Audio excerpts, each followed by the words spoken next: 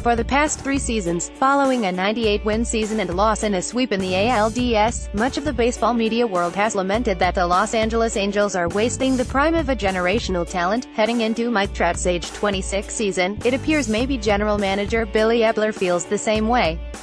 This offseason, the Angels have made a series of big moves in order to better position themselves to contend in the short term.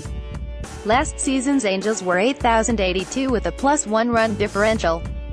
They only got 114 games from Trout and 27 from Upton after acquiring him from the Tigers. Only one starting pitcher made 25 or more starts, and that was Ricky Nolasco. 4.92 ERA, 86 ERA. Before the other moves, more stable starting pitching along with full seasons from Trout and Upton should have left the Angels feeling better about contention. Now throw in Ohtani, Kinsler and Cozart, and how good can we expect the Angels to be? Let's take a look. Offensive lineup could look something like this. There's also C.J. Cron and Luis Valbuena who match up for a platoon in the 7-hole if Ohtani isn't in the batting order. The duo could play first base, too, with Pujols sliding to DH. Aside from Maldonado, and we'll get to his value, everyone there has the capability to be an above-average performer with the bat. In fact, the biggest concern might be Pujols. He's going to be 38 years old and is coming off a .241, .286, .386 81 ops season.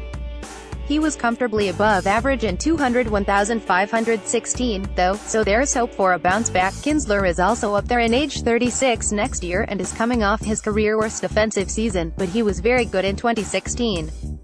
Again, bounce back potential. Obviously, there are potential pitfalls, but expect the offense to be much improved. They were 11th in the Allen runs last season. I think we can expect them to move up into the top half for 2017, and that's probably being a bit conservative. Defense. The Angels tied for 4th in defensive efficiency last season. They were 2nd in defensive WAR, 11th in defensive runs saved and 7th in fielding percentage. They were a very good defensive ball club. They are going to be even better this time around, too. Andrelton Simmons at short is arguably the best defensive player in baseball. Catcher Martin Maldonado is superb as well.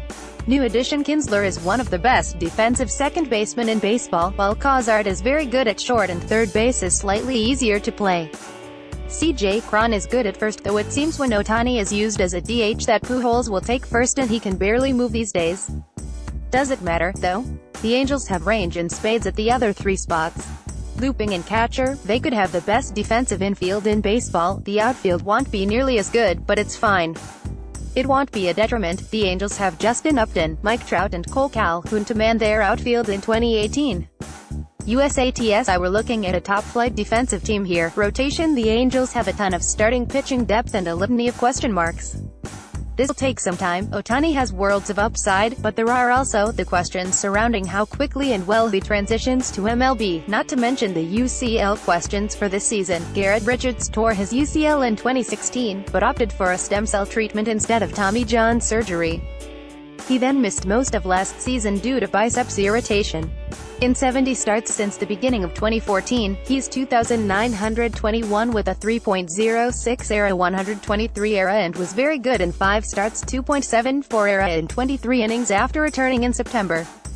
He's an injury risk, but he has frontline upside. We've seen enough at this point to say Matt Shoemaker can be a back of the rotation guy and pitch around league average upon getting large volumes of work. He can get hot or be inconsistent. J.C. Ramirez was serviceable as a starter last season, but he's coming off a UCL injury himself and the start of this season is a question mark, though he was recently cleared to begin a throwing program. Tyler Skaggs has lots of talent. He's a former 40th overall pick and top 15 prospect. He has also yet to put it all together at the big league level. Coming off Tommy John surgery, he has made 26 starts in the past 2 seasons with a combined 4.41 ERA, 94 ERA.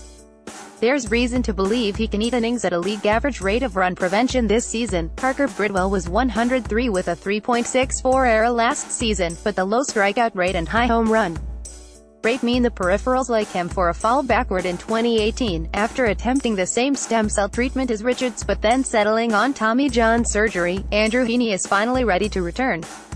The 6'2" lefty was good in 2015, 3.49 ERA in 18 starts, otherwise, his resume is injury-littered and incomplete. He's a former darling of the prospect crowd and has good stuff, so there's potential here if he avoids setbacks. Nick Tropiano also had Tommy John surgery in 2016, so he should be ready to start the season. The righty had a 3.56 ERA in 13 starts in 2016, but his peripherals were awful. 5.27 FIP. For example, might we see Jamie Barria this season? The 21-year-old right-hander worked his way up to AAA after starting in Class A Advanced last season. Across 3 levels also including AA, Barria had a 2.80 ERA, 1.07 WHIP and 117 strikeouts in 141 innings. There are so many names here with potential, it's reasonable to believe the Angels will have pieced together a pretty damn good 5 or 6-man rotation. The latter could come in handy with all these injury risks by the second half. It's not difficult to squint enough to see Ohtani, Richards, Heaney and Skaggs as a quality playoff rotation, either. Might we see Shohei Ohtani make a playoff start in 2018? USATSI as well. Lots of problems can be covered up by what we expect to be an elite defense, of course. It's also not a huge leap to expect this to be a total mess for a big chunk of the season. There are just so many variables. Every question won't be answered in the positive. They'll need good fortune with health in order to reach their full potential. Bullpen by nature, bullpens are volatile. Sure, elite-level relievers like Kenley Jansen are generally predictable, but once we get down to the middle relievers, they are incredibly unpredictable from season to season. A good example might be last season's Angels, as a group headed up by the likes of Yusmeiro, Petit, Bud Norris, Blake Parker and Keenan Middleton finished 11th in baseball in bullpen era. Middleton and lefty Jose Alvarez are back after quality seasons. Parker seems set to close. He had 8 saves and 15 holds against 3 blown saves last season while pitching to a 2.54 ERA and 0.83 WHIP. He struck out 86 in 67 13 innings, putting together a quietly great relief season. Former All-Star Jim Johnson was added to the mix recently. He was terrible for the Braves last season, but he was good in 2016 and, at age 35, could have a rebound in the tank. There are other worthwhile pieces like Cam Bedrosian, but keep in mind also if some of the above-mentioned starting pitchers aren't in the rotation, that helps with relief depth as they move to the bullpen. Overall, this ballclub has the look of a legitimate contender. The offseason is still far from over, and many of the big names in free agency have yet to drop, of course, but it's hard to see the landscape changing to the point that the Angels aren't looking like a contender come opening day. I don't think they have enough at this point to take down the Astros in the AL West, but we've seen wild cards make deep postseason runs before. Just get there. Right now, the Angels look like they can. Mid to high 80s in victories is a reasonable expectation.